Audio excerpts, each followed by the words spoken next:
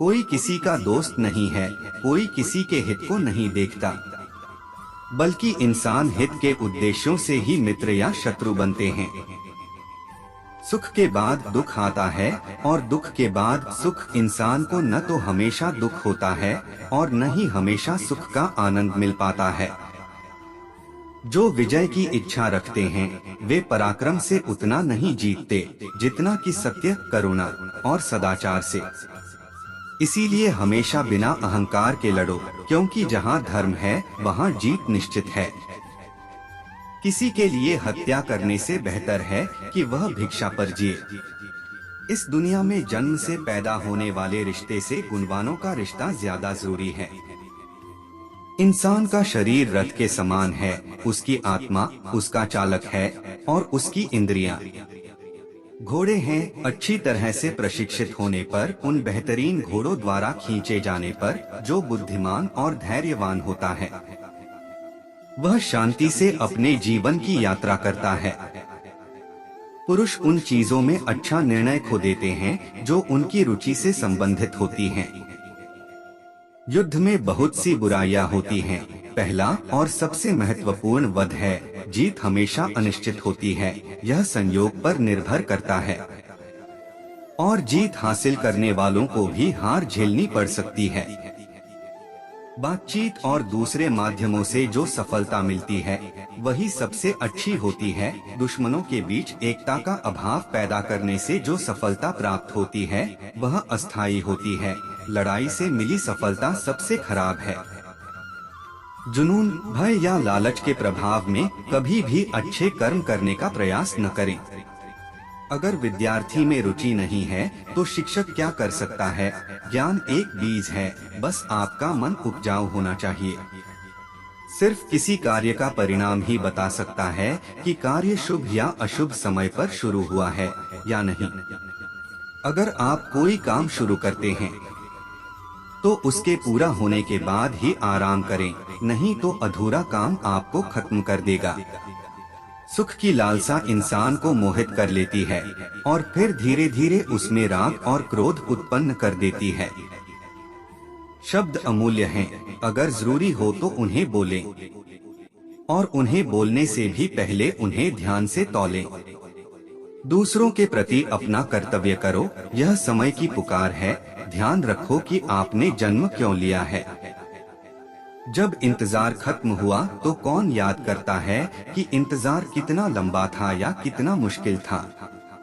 दोस्ती में प्यार होता है, दोस्ती जीवन से बड़ी होती है। जिसने दोस्त का दिल जीत लिया उसने दुनिया जीत ली। जो लोग समृद्ध होना चाहते हैं उन्हें बुरे दिमाग और बुरे दोस्तों से छुटकारा पाना चाहिए। हिंसा से बुराई करना दुष्टों की शक्ति है और क्षमा करके आगे बढ़ जाना ये पुण्य की शक्ति है। मूर्ख वे हैं जो उसे सिखाने की कोशिश कर रहे हैं जिसे सिखाया नहीं जा सकता, और जो उनकी बात सुनता है अविश्वास के साथ। कोई परिपूर्ण नहीं है। इस संसार में कोई भी मनुष्य परिपूर्ण नहीं है।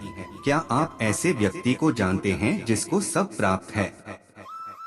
सभी के जीवन में कुछ ना कुछ समस्या रहती है और लोग उस एक कमी को अपने जीवन का केंद्र मानकर जीते हैं, जिससे हर समय दुखी रहते हैं। ईश्वर हर व्यक्ति को कोई ना कोई समस्या दी है, लेकिन उनमें कैसे रहना है यह पूरी तरह मनुष्य के ऊपर निर्भर करता है। इसलिए भगवान श्री कृष्ण भगवत गीता में कहते हैं कि अगर आपको इस जीवन में खुश और शांति से रहना है तो जो है उसी में खुश रहो और अपनी इच्छाओं को कम करो, और इस बात से परेशान मत हो कि मेरे में यही कमी है।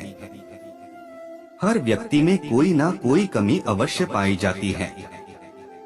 वर्तमान में रहना शुरू करें। जीवन ना तो भविष्य है ना अतीत में है, जीवन तो सिर्फ वर्तमान में है। इसी क्षण का अनुभव ही जीवन है। अगर मनुष्य वर्तमान में रहना सीख ले तो उसके आधे दुख तो ऐसे ही कम हो जाते हैं, क्योंकि मनुष्य अपनी ऊर्जा भविष्य के बारे में कल्पना करने में लगाता है, जो पूरी तरह व्यर्थ है। अगर आप वर्तमान में रहना सीख लेते हैं तो आपका भविष्य भी सुनहरा होगा। और वो मूर्ख व्यक्ति होता है जो अतीत के बारे में सोचता रहता है। उससे केवल और केवल समय की और तन की बर्बादी है, क्योंकि कि भविष्य और अतीत के बारे में सोचने वाले इंसान को सिर्फ दुख और परेशानियों के अलावा कुछ नहीं मिल पाता है, क्योंकि फिर उसका वर्तमान समय से ध्यान हट जाता है। प्रत्येक मनुष्य के जीवन में ऐसा समय जरूर आता है जब सारे सपने, सारी आशाएं और सारे कर्म अदृश्य हो जाते हैं। जीवन के सारे आयोजन ही बिखर जाते हैं।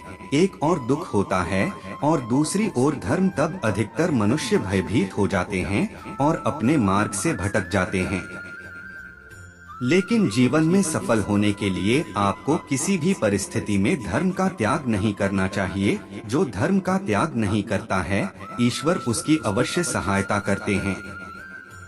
जैसे राजा हरिश्चंद्र ने किसी भी कठिन परिस्थिति में अपने धर्म का त्याग नहीं किया है, तो भगवान ने उनकी सहायता की है। इसी प्रकार मनुष्य को अपने मार्ग से नहीं भटकना चाहिए। कठिन परिस्थिति और दुख मनुष्य जीवन का एक भाग है। इस पर विजय पाने के लिए आपको इनसे लड़ने की आवश्यकता है। समझदार इंसान को कभी भी राजा की पत्नी के साथ या उसके दूसरे सेवकों के साथ मित्रता नहीं करनी चाहिए, नहीं उनसे जो उसके शत्रु हैं। सुखद रूप, हर्ष से भरा हृदय और मधुर वचन अतिथि के कारण होते हैं। हमेशा उठकर मेजबान को अतिथि की ओर बढ़ना चाहिए, वह उसे आसन दे और विधि से उसकी इज्जत करे। जो क्रोध इस संसार में है, मानव जाति के विनाश की सबसे बड़ी जड़ है। क्रोधी इंसान पाप करता है। क्रोधित इंसान अपने गुरु की हत्या करता है। क्रोधित इंसान कठोर शब्दों से अपने पक्षकारों का अपमान करता है।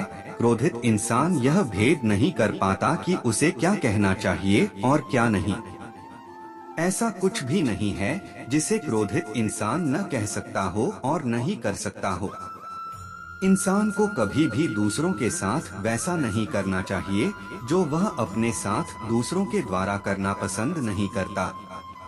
जो पुरुष वीर, सदाचारी और सबसे श्रेष्ठ होते हैं, जिन्होंने अपने दुश्मनों को पराजित किया है, वे न तो कठोर शब्दों से खुद पर गर्व करते हैं और न ही अपशब्दों में लिप्त होते हैं। जुनून, जुड़ाव, कौशल और नीति, ये हर उद्देश्यों को पूरा करने के सबसे अच्छे साधन हैं। सबके जीवन में ऐसा समय जरूर आता है कि हृदय से सत्य कहना चाहते हैं, लेकिन मुख से निकल नहीं पाता है। मनुष्य भयभीत हो जाता है, लेकिन इस परिस्थिति में मनुष्य को सत्य अवश्य बोलना चाहिए, क्योंकि सत्य की व्यक्ति को सफलता के शिखर पर पहुंचाने का कार्य करता है। सत्य कभी पराजित नहीं होता है। सत्य को अनेक प्रकार की समस्याओं का सामना करना पड़ता है, किंतु अंत में सत्य की ही जीत होती है।